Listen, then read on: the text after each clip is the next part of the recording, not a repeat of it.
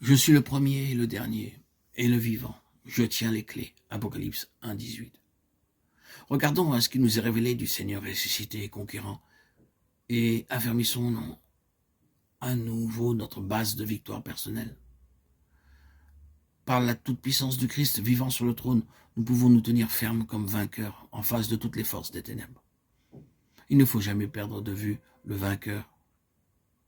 Ne permettez jamais à l'ennemi de vous faire perdre conscience de la personne du vainqueur. Lisez Éphésiens 1, 18, 19.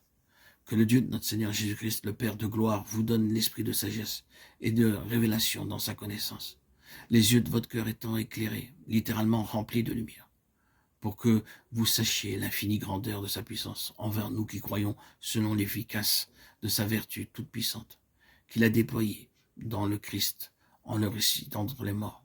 Et il l'a fait asseoir à sa droite dans les lieux célestes au-dessus de toute principauté, autorité, puissance et domination et de tout nom qui se nomme.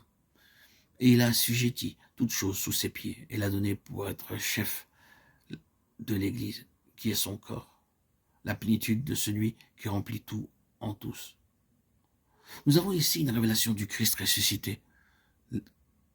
Dieu le ressuscita des morts et l'enleva à travers la sphère de la puissance de l'air, à cette position au-dessus de toute principauté et puissance, et le fit asseoir à sa droite toute chose sous ses pieds, lui donnant toute autorité dans les cieux et sur la terre. Il est au-dessus de toute principauté, domination, puissance. Il est l'absolu, le parfait vainqueur, la tête de l'Église. Dans le chapitre suivant, l'apôtre descend de cette merveilleuse vision du conquérant que seul le Saint-Esprit peut révéler à une âme, à la sphère terrestre. Et il décrit l'état de la race humaine et l'œuvre accomplie dans le croyant pour l'unir avec le Seigneur ressuscité. Il nous a vivifiés, vous qui étiez morts dans vos fautes et dans vos péchés, dans lesquels vous avez vécu autrefois selon le train de ce monde, selon le prince de la puissance de l'air.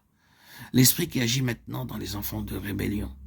Il est par conséquent très clairement démontré que toute âme qui est morte dans ses fautes et ses péchés marche selon le prince de l'air.